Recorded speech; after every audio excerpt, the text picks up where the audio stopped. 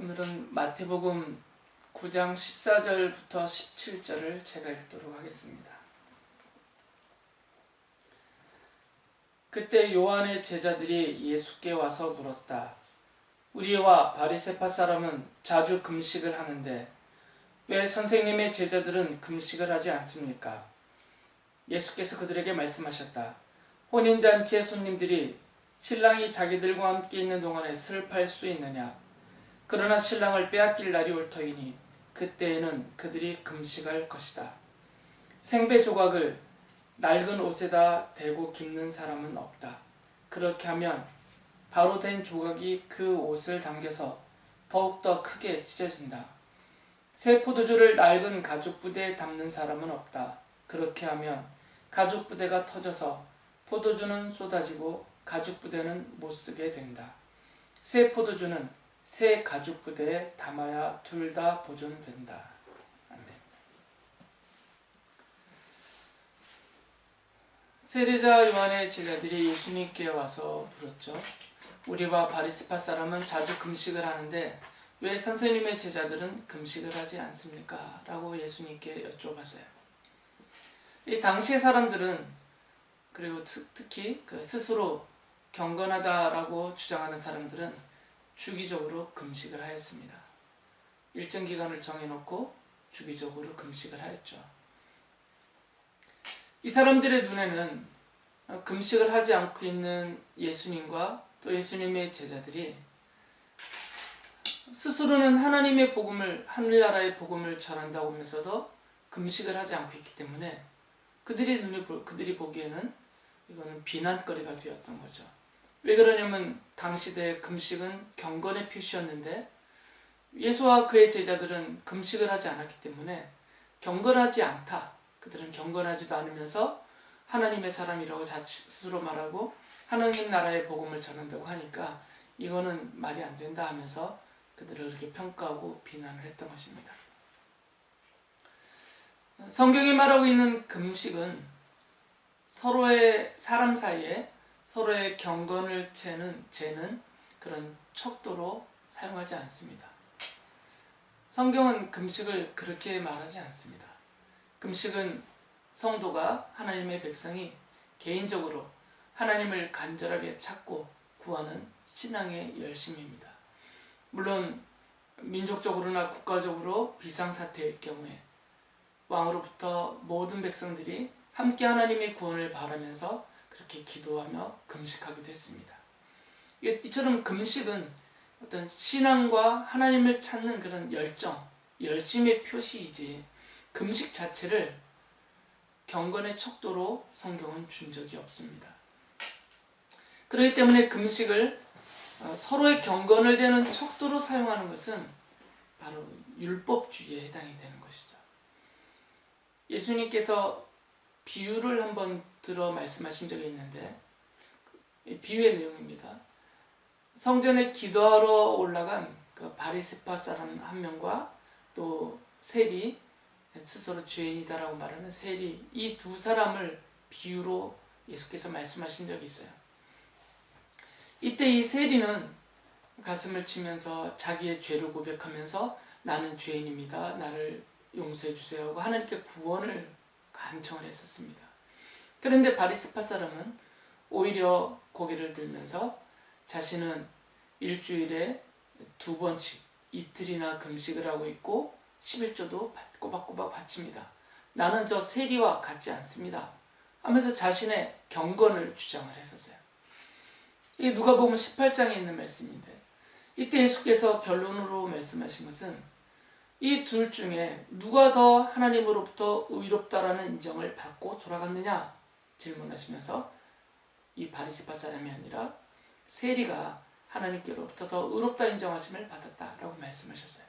왜 그러냐면 하나님은 금식 그 자체를 보시는 것이 아니라 금식하는 그 사람의 마음을 보시기 때문이에요. 예수님의 이 비유의 내용에서도 말씀하셨듯이 이 금식이라는 것은 경건의 척도가 되는 것은 아닙니다.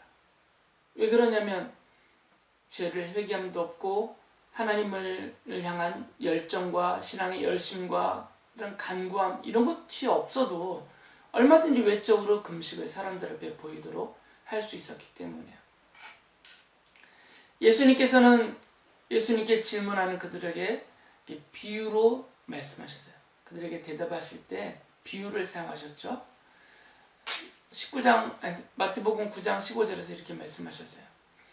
혼인잔치 사람들이 신랑이 자기들과 함께 있는 동안에 슬퍼할 수 있느냐? 그러나 신랑을 빼앗길 날이 올 터이니 그때에는 그들이 금식할 것이다. 예수님 자신을 혼인잔치의 주인공인 신랑이라고 비유하시면서 예수님을 따르는 섬기는 제자들이 지금 그 혼인잔치에 있다 이렇게 말씀하셨어요. 비유죠. 예수님은 혼인잔치 신랑이고 제자들은 그 혼인잔치에 지금 참석하고 있는 것과 같다. 혼인잔치에서 누가 금식합니까? 차려진 맛있는 음식들을 배불리 먹으며 기뻐하며 함께 그 잔치를 즐기는 것이죠. 하지만 예수님께서 뒤이어 말씀하시기를 이제 신랑을 빼앗길 날이 올 것이다. 신랑을 빼앗길 날이 오면 그때 그들은 금식하게 될 것이다 라고 말씀하셨어요. 예수님께서는 자신이 십자가에 못 박혀 죽임을 당할 바로 그 날이 있다라고 말씀하시면서 그 날이 오면 그때야 비로소 제자들은 금식하게 될 것이지 지금은 예수님과 함께 있는데 금식할 이유가 없다라는 것이에요. 그래서 실제로 예수님과 함께 있는 동안에 제자들은 금식하지 않았습니다. 하지만 예수께서 십자가에서 죽으시고 또 부활하시고 하늘에 오르신 후에 제자들은 금식을 하였습니다. 사도행전에 보면 이 안디옥 교회가 사도행전 13장에 보면 기도하고 있었어요. 안디옥 교회 성도들이 기도하고 있을 때 금식하며 기도하고 있을 때 성령님께서 이 안디옥 교회 성도들에게 말씀하셨습니다. 바나바와 사울 곧 바울을 세워서 전도자로 파송하라 라는 말씀을 들었어요. 그래서 이 안디옥 교회는 바나바와 바울을 안수하고 세워서 여러 지역에 이 그리스도의 복음을 전하는 전도자로 파송을 하였습니다. 그 파송을 받았던 바울과 바나바는 각지를 다니면서 전도하고 교회를 세우면서 또 그 교회 지도자들을 세웠는데 각 교회 장로들을 임명하고 그들을 지도자로 세우면서 함께 금식하며 기도했어요. 그러면서 주님께 그들을 맡겼던 거죠. 이런 사도행전의 기록들을 보면 예수님이 말씀하신 대로 제자들은 예수님과 함께 있는 동안에는 금식할 필요가 없었기 때문에 금식을 안 하였지만 예수님이 승천하신 이후에는 그들은 금식을 하였고 중요한 일이 있을 때마다 또 개인의 경건을 위해서 늘 금식에 힘을 썼던 것을 우리가 알 수가 있습니다. 사도 바울은 이 율법에 대해서 설명을 하면서 그 율법의 기능을 알려주었는데 그것은 바로 정죄의 기능이다 라고 알려주었습니다. 로마서 7장 7절에 이런 말을 했죠. 그러면 우리가 무엇이라고 말을 하겠습니까? 율법이 죄입니까? 그럴 수 없습니다. 그러나 율법에 비춰보지 않았다면 나는 죄가 무엇인지 알지 못하였을 것입니다. 율법에 탐내지 말아라 하지 않았다면 나는 탐심이 무엇인지를 알지 못하였을 것입니다. 그러니까 이 율법은 죄가 무엇인지를 사람들 앞에 알려주고 당신이 그 죄를 범하였다 또는 당신이 그 죄에서 벗어나서 의로운 행실을 하였다 이런 것을 정죄하고 드러내 알려주는 기능이 있다는 것입니다.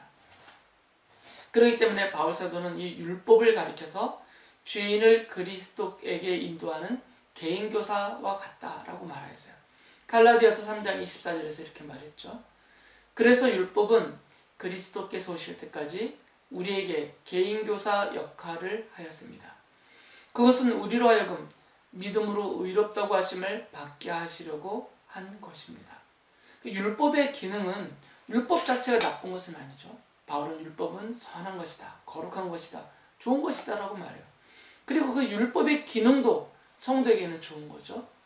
정죄의 기능이 있어서 죄가 무엇인지를 알려주고 내가 그 죄를 범했는지 아니면 지켰는지를 깨닫게 해주고 그래서 내가 하나님 앞에 스스로 죄인임을 알게 하여서 예수 그리스도의 십자가 그 보혈이 아니고서는 내가 이 죄와 죄형 버린 사망에서 벗어날 길이 없다라는 것을 알고 그리스도를 찾게 만드는 그리고 하나님의 구원을 간청하게 만드는 그런 그 자리까지 이끌어주는 그런 개인교사 역할을 율법이 한다라고 말하고 있어요. 성경은 특히 이 서신서에서 바울 사도가 말하고 있는 것은 율법 자체가 나쁘다는 것은 아닙니다. 그러나 율법 이런 좋은 기능이 있으니까 그러나 율법주의는 나쁘다라고 지적을 하죠. 율법은 나쁜 것은 아니지만 율법주의는 나쁜 것입니다. 율법주의는 간략하게 말하면 두 가지를 말해주세요. 하나는 율법을 지켜서 구원을 얻을 수 있다. 이게 율법주의고요. 또한 같은 맥락이지만 율법을 지켜서 의인이 된다. 이것이 율법주의예요. 내가 율법을 잘 지켜서 구원을 받을 수 있고 나는 지금 율법을 지키고 있기 때문에 나는 의인이다 라고 말하는 것이 율법주의입니다. 그러니까 이 율법주의는 넓게 확대될 수 있는데 종교적인 의식, 개인적인 경건, 사회에 생활하는 또는 사람들 간의 관계하는 모든 것들에 다 확대해서 적용을 할 수 있었어요. 그래서 예수님 당시에 이 율법주의가 아주 강하게 사회를 지배하고 있었습니다. 예수님께서는 이 금식으로 문제를 삼고 있는 지금 예수님만 찾아와서 그 금식으로 문제를 삼고 있는 그들의 율법주의를 지적하고 계시는 거죠. 그들의 율법주의를 예수께서는 비유를 들어서 이렇게 지적을 하셨습니다. 16절과 17절에 하신 말씀이죠. 생배 조각을 낡은 옷에다 대고 깁는 사람은 없다. 그렇게 하면 새로 된 조각이 그 옷을 당겨서 더욱더 크게 찢어진다. 새 포도주를 낡은 가죽부대에 담는 사람은 없다. 그렇게 하면 가죽부대가 터져서 포도주는 쏟아지고 가죽부대는 못 쓰게 된다. 새 포도주는 새 가죽부대에 담아야 둘 다 보존된다. 아주 상식적인 말씀이죠. 낡은 옷에다 생배 조각을 이렇게 기우면 서로 연결하면 이 생배 조각이 수분이 날아가고 마르면서 낡은 옷을 연결시켜준 낡은 옷을 잡아당기겠죠. 그러니까 낡은 옷은 더 크게 찢어진다라는 거죠. 그리고 새 포도주를 낡은 가죽 부대에다 담으면 당시에는 이런 포도주와 같은 음료들을 가죽 부대에 담아서 보관하거나 또는 그것을 들고 다니면서 마셨는데 낡은 가죽 부대에다가 만약에 새 포도주를 담아두면 이 새 포도주가 발효되잖아요. 이게 발효되면서 점점점 팽창하니까 그 낡은 가죽 부대가 터져버리고 그 안에 담은 이 포도주는 다 쏟아지게 된다라는 것이에요. 아주 상식적인 말입니다. 그래서 예수께서는 이런 상식을 말씀하시면서 낡은 것, 율법주의를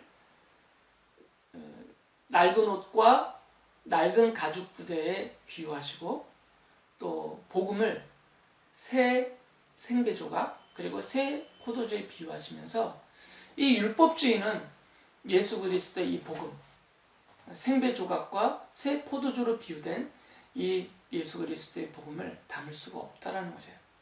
지금 세례자 요한이나 바리새파 사람들이나 또 예수님을 비난하고 공격한 이 사람들은 이 율법주의라는 그런 낡은 옷이나 또 낡은 가죽 부대 안에다가 예수 그리스도와 또 그의 십자가의 복음을 거기다 담으려고 했던 것이죠.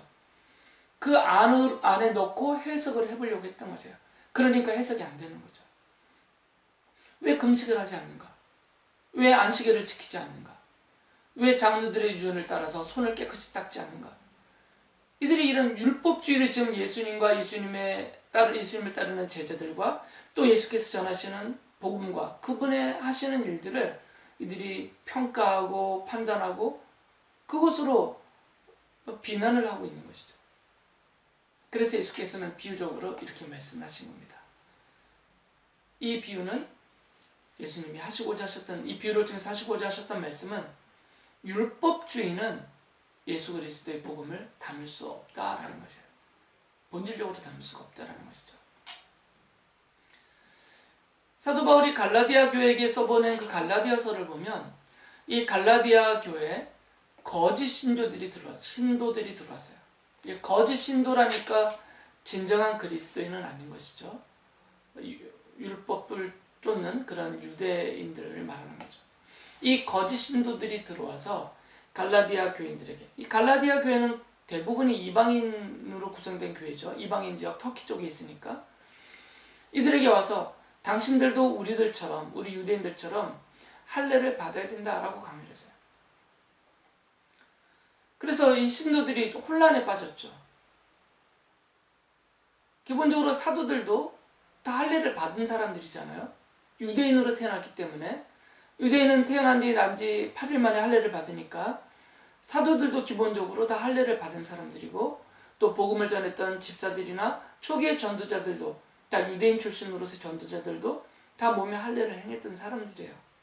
그러니까 이 이방인 교회 성도들의 입장에서는 사도도 몸에 행했고 우리에게 복음을 전하는 분들도 할례를 행했는데 지금 와서 이 사람들이 말하는 것을 보니까 그렇다면 우리들도 몸에 할례를 행해야 되는가, 이런 혼란에 빠졌던 것이에요. 그래서 이 갈라디아 교회에게 사도 바울이 편지를 써보내면서 그들의 율법주의를 책망합니다. 율법주의를 책망하면서 복음으로 얻은 자유를 빼앗기지 말라라고 말하죠. 갈라디아서 5장 1절에 이렇게 말합니다. 그리스도께서 우리를 해방시켜 주셔서 자유를 누리게 하셨습니다. 그러므로 굳게 서서 다시는 종살이의 멍에를 매지 마십시오. 예수께서 십자가에서 죄인들을 대신하여 형벌을 받고 죽으셨습니다. 성도는 바로 그 그리스도의 대속으로 모든 죄와 죽음에서 해방되어서 자유를 얻었습니다. 몸에 행한 할례가 자유를 준 것이 아니고요. 모세의 율법이 그들을 죄로부터, 사망으로부터 벗어나서 해방되어서 영원하고 완전한 구원을 얻은 하나님의 백성이 되게 한 것이 아니라는 거죠.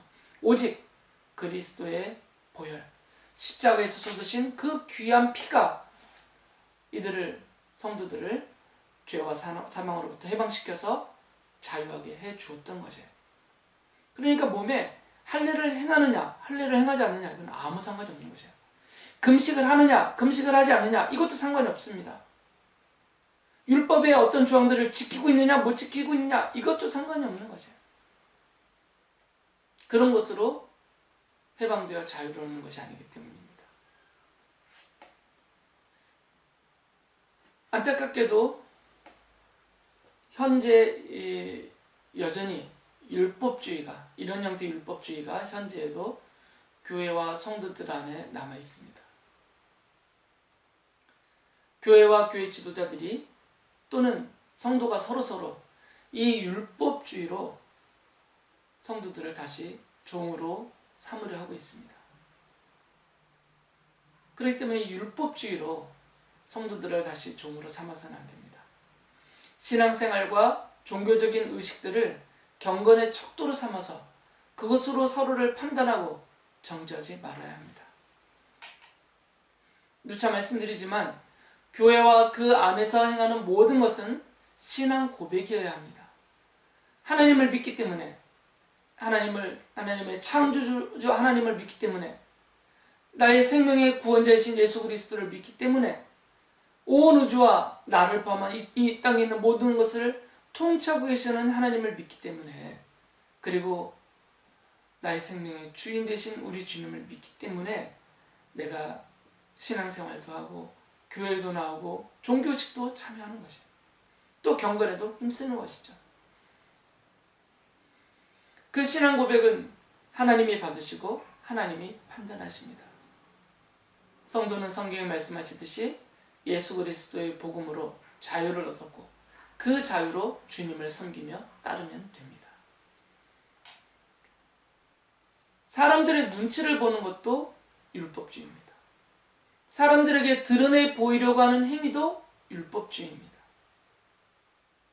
내가 신앙을 고백하면서 하나님 앞에 하나님 보시도록 한 그 행위가 사람들 앞에 자연스럽게 보여질 수는 있어요.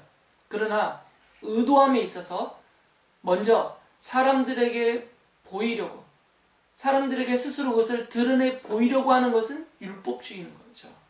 그게 어떤 종교적인 행위와 의식이다 하더라도. 그리고 내가 이렇게 하면 사람들이 어떻게 생각할까? 내가 이렇게 하면 사람들이 뭐라고 할까? 이렇게 사람들의 눈치를 보면서 신앙생활하거나 또는 종교 행위와 의식을 참여해야 하는 것, 이런 것도 다 율법주의적인 성향이다 라고 말할 수 있습니다. 사람들이 보지 않아도, 그리고 사람들이 알아주지 않아도 다 보시고 알고 계시는 하나님만을 섬기며 따르는 것이 참 신앙이고 참된 자유입니다. 성도들에게는 이 자유가 있습니다. 그런데 사도들은 이렇게 자유만 강조하면 또 방종하기가 쉽잖아요. 우리 인간의 연약함 때문에. 그래서 사도들은 그 자유를 육체의 욕망을 만족시키는 구실로 삼았으면 안 된다라고 또 경계 말씀을 하셨죠. 갈라디아서 5장 13절에서 사도 바울은 이렇게 말씀하셨습니다. 형제자매 여러분, 하나님께서는 여러분을 부르셔서 자유를 누리게 하셨습니다. 그러나 여러분은 그 자유를 육체의 욕망을 만족시키는 구실로 삼지 말고 사랑으로 서로 섬기십시오. 베드로 사도도 베드로전서 2장 16절에 이렇게 말합니다. 여러분은 자유인으로 사십시오. 그러나 그 자유를 악을 행하는 구실로 쓰지 말고 하나님의 종으로 사십시오. 사도들은 그리스도의 십자가 복음으로 우리가 해방되어 죄와 사망으로부터 해방되어 완전하고 온전하고 영원한 자유를 얻은 자유인이다라고 가르칩니다. 그러면서 동시에 그 자유를 악을 행하는데 육체 욕망을 달성하기 위해서 쓰는데 이런 데다 써버리지 말고 그 자유로 스스로 하나님의 종이 되어서 하나님을 섬기고 또 하나님의 백성을 사랑하고 예수 그리스도의 십자가의 복음을 삶으로써 증거하며 그렇게 살아라 라고 권하고 있는 것이죠. 예수께서 말씀하셨던, 비유로 말씀하셨던 것 같이 이런 낡은 옷과 낡은 가죽 부대와 같은 율법주의적인 생각으로 서로를 대하지 말아야 됩니다. 오직 예수 그리스도의 복음으로 자유를 누리면서 서로를 사랑하고 하나님의 종으로서 살아야 합니다. 그러할 때 서로를 비난할 것도 없을 것이고 서로를 정죄하고 판단할 일도 없을 것입니다. 엄밀히 본다면 내가 누구를 비난하고 판단한다는 것은 율법주의적인 그런 행위일 수가 있습니다. 스스로 정한 척도로 그를 판단하기 때문에 우리에게는 그럴 권한도 없고 그래서는 안 된다라는 사도들의 가르침이 있습니다. 하나님은 성도를 종으로 대하시지 않고 자녀로 여기십니다. 우리가 스스로 하나님의 종이 되어 하나님의 종처럼 산다고 하더라도 그렇다 하더라도 하나님은 우리를 종으로 여기지 않고 종으로 부리시지도 않아요. 우리를 사랑하시는 자녀로 여기십니다. 하나님은 하나님의 자녀이면서도 하나님의 종으로서 섬기며 사는 성도들을 사랑하시고 은혜와 약속하신 복을 주십니다. 성도는 예수 그리스도의 복음으로 죄와 죽음과 율법주의에서 해방된 자유인입니다. 성도는 하나님의 자녀로서 자유롭게 하나님을 섬기며 서로를 사랑하며 살아야 합니다. 예수 그리스도의 복음은 우리를 죄와 사망에서 해방시켜 주신 능력이었고 우리는 그 은혜를 입어서 참된 자유를 얻었습니다. 이 자유를 오직 주님을 진심으로 섬기면서 서로를 사랑하면서 하나님 나라를 소망하는 그리고 하나님 나라의 복음을 증거하는 하나님의 자녀요 백성이요 하나님의 종으로서 살아가는 여러분들 되시기 바랍니다.